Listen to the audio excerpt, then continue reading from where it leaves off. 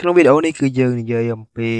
Luffy គឺជា Joy Boy មែនដែរឬទេអញ្ចឹងខ្ញុំក៏សូមអធិស្ឋានអ្នកទាំងអស់គ្នាទុកមុនដែរពីព្រោះថានៅក្នុងនេះគឺប្រហែលជាខ្ញុំអាចនឹងយកព័ត៌មានខ្លះមកខុសឬក៏មិនអញ្ចឹងខ្ញុំអធិស្ឋានខ្លាំងមែនតើហើយបើសិនជាខុសនៅកន្លែងណាអ្នកទាំងអស់គ្នាអាចខមមិនប្រាប់ខ្ញុំបានអូខេអញ្ចឹងខ្ញុំក៏អធិស្ឋានទុកមុនអញ្ចឹងណាអូខេហ្នឹងហើយអញ្ចឹងកុំឲ្យខាតពេលយូរអីយើងទៅទស្សនាទាំងអស់គ្នាឲ្យមុននឹងចូលកុំភ្លេច subscribe ម្នាក់មួយអូខេតោះតែយើងទៅមើលទាំងអស់គ្នា let's go អ្នកទាំងអស់គ្នាដែលជា fan រឿង One Piece ប្រកាសជាធ្លាប់ឮឈ្មោះមួយដែលមានឈ្មោះថា Joy Boy ហើយតើ Joy Boy គឺជានរណាតែគាត់មានតួនាទីអ្វីនៅក្នុងប្រវត្តិសាស្ត្រកាលពី800ឆ្នាំមុនកាន់តែសំខាន់នោះសម្រាប់អ្នកដែលពួកគាត់បានទស្សនានៅក្នុងវគ្គ Wano ឆ្ងល់ថា Monkey D. Luffy គឺជា Joy Boy ថ្មីមែនដែរឬទេអញ្ចឹងនៅក្នុងវីដេអូនេះគឺយើងនឹងនិយាយអំពីប្រវត្តិរបស់ Joy Boy ការ Awakening ផ្លែឈើ Luffy ពាក្យសម្ដី Shueisha និង Goldie Roger ហើយនឹងចុងក្រោយនេះគឺជាភស្តុតាង5ចំណុចធំៗដែលបញ្ជាក់ថា Luffy គឺជា Joy Boy មែនដែរឬទេអញ្ចឹងយើងទៅនិយាយអំពីប្រវត្តិសង្ខេបខ្លះៗរបស់ Joy Boy យូរតែម្ដងដែល Joy Boy គឺជាតួអង្គដែលរស់នៅក្នុងសម័យ World Century រយៈពេល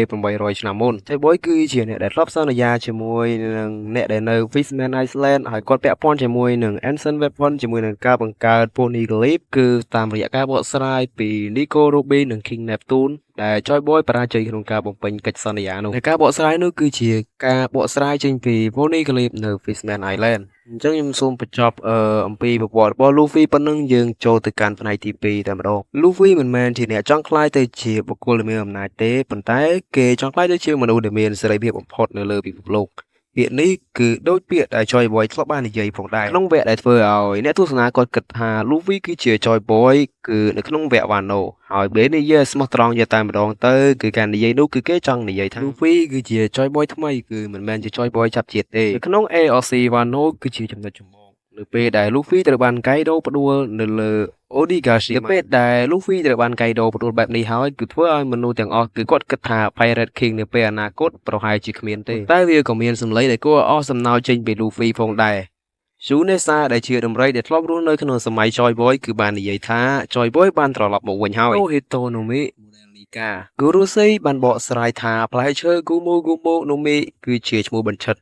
វាជាផ្លែឈើโซนបែប Magical ដែលមានឈ្មោះថា Hitonomi Modelika ហើយពាក្យនេះការគឺស្មើនឹង Joy Boy Gelfai ជារូបរាងពិតប្រាកដនៃការត្រឡប់មកវិញរបស់ Joy Boy Luffy គឺបានងើបឡើងជាថ្មីដោយសំណោចនិងបង្កើតការប្រយុទ្ធយ៉ាងចម្លែកប៉ុន្តែរឹងមាំគេអាចយក Lightning វាធ្វើជារូបស្លាបបទរូបភាពពិភព style កំ pl ែងហើយនេះគឺជាភស្តុតាង5ចំណុចធំៗដែលគេបញ្ជាក់ថា Luffy គឺជា Joy Boy ថ្មីមួយគឺពាក្យសម្ដីរបស់ដំរី Shueisha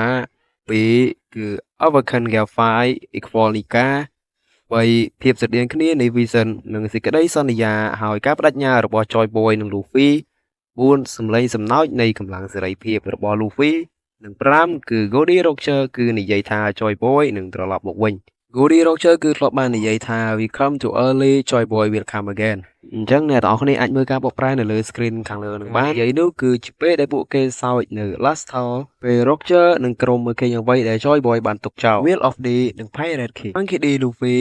មានគុណលក្ខណៈ Joy Boy ទាំងអស់ទាំងសំណោចសេរីភាពក្តីសង្ឃឹមការបំពេញសន្យានិងការតស៊ូតាមផ្លូវរបស់ខ្លួនអញ្ចឹងយើងសរុបមកគឺ Monkey D មិនមែនជា Joy Boy ចាប់ជាតិទេប៉ុន្តែគឺគេសន្និដ្ឋានថា Monkey D. Luffy គឺជា Joy Boy ថ្មីមិនមែនដោយសារកម្លាំងរបស់គាត់ទេតែដោយសារតែគាត់មានបេះដូងនៃសេរីភាពចិត្តស្មោះសំណោចដែលឆ្លុះបញ្ចាំងពីនរណាម្នាក់ដែលពិភពលោកកំពុងរងចាំហើយបច្ចុប្បន្ននេះការវិវត្តខ្លួនរបស់ Luffy កំពុងនាំមនុស្សគ្រប់ជ្រុងជ្រោយស្វែងរកការពិតនៃប្រវត្តិសាស្ត្រខ្លួនឯងឆ្ពោះទៅកាន់ One Pieceអញ្ចឹងវីដេអូនេះគឺមានតែប៉ុណ្្នឹងទេខ្ញុំសង្ឃឹមថាអ្នកទាំងអស់គ្នានឹងពេញចិត្តកុំភ្លេចចុច like subscribe ទៅលើ channel ខ្ញុំម្នាក់មួយហើយក៏អធិស្ឋានផងដែរបើសិនជាមានកំហុសខុសឆ្គងនៅកន្លែងណាអូខេអញ្ចឹងខ្ញុំមានតែប៉ុណ្្នឹងទេអ្នកទាំងអស់គ្នាយើងជួបគ្នានៅក្នុងវីដេអូក្រោយទៀតហ្នឹងហើយបាយបាយ